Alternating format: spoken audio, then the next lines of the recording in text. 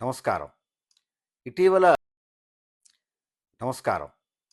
ఇటీవల కేరళ హైకోర్టు ఒక పర్టిక్యులర్ కేసులో తీర్పు చెబుతూ పిల్లలను, విద్యార్థులను శిక్షించడం లేదా కొట్టడం నేరం కాదు అని ఒక జడ్జిమెంట్ ఇచ్చింది. దాన్ని పట్టుకొని టీచర్సు, విద్యా సంస్థలు పిల్లల్ని కొట్టడం నేరం కాదని కేరళ హైకోర్టు తీర్పు ఇచ్చింది అంటూ ఆ వార్తని విపరీతంగా వైరల్ చేయడం జరిగింది. అయితే వాస్తవం అది కాదు.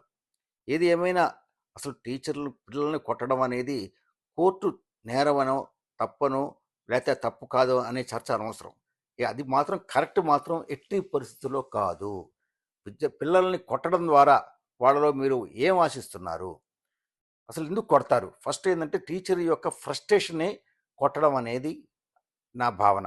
అలాగే కొడితే పిల్లల్లో మార్పు వచ్చిద్ది, పిల్లలు బాగుపడతారు, బాగా చదువుతారు అనుకుంటే మరి పోలీసులు కొట్టే దెబ్బలకి దొంగలు మహాత్మా గాంధీలు అవ్వాలి. అవ్వట్లేదు కదా! దొంగలు మరింత క్రిమినల్‌గా పెరుగుతూ ఉంటారు. అలాగే విద్యార్థులను కూడా మనం దండించడం ద్వారా వాళ్ళలో మార్పు తీసుకురాలేం.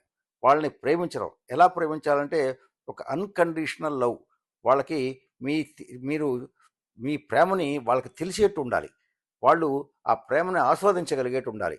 వాళ్ళ హృదయం లోపలికెళ్ళి మనం ఆ లోతుల్లో మీ ప్రేమను గనక, అభిమానాన్ని గనక చొప్పించగలిగితే, మీరు వాళ్ళకి ఒక అభిమాన టీచర్‌గా మారగలిగితే, మీ సబ్జెక్ట్‌లో వాడు ఖచ్చితంగా మార్పొస్తుంది. అంతేకాదు అసలు విద్యార్థి ఎందుకు వెనకబడ్డాడు? వాడి ఇంట్లో ప్రాబ్లమ్స్ ఏంది? ఒకవేళ వాళ్ళ మదర్‌కి ఏమైనా బాగలేదా? లేకపోతే తండ్రి తాగుబోతా?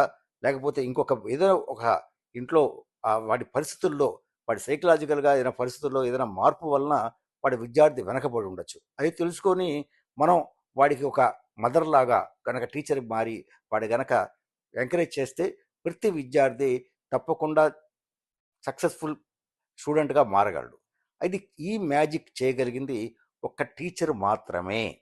ఈ ప్రపంచంలో విద్యార్థుల్ని ప్రేమించడం ద్వారా అనేక ఉన్నత స్థాయికి తీసుకెళ్ళిన ఉపాధ్యాయులందరూ మహాత్మా గాంధీ కానీ లేకపోతే మరొకరు కానీ ఎవరైనా సరే వారి జీవిత చరిత్ర రాసేప్పుడు ఖచ్చితంగా వాళ్ళ టీచర్ని వాళ్ళు ఉటంకిస్తారు.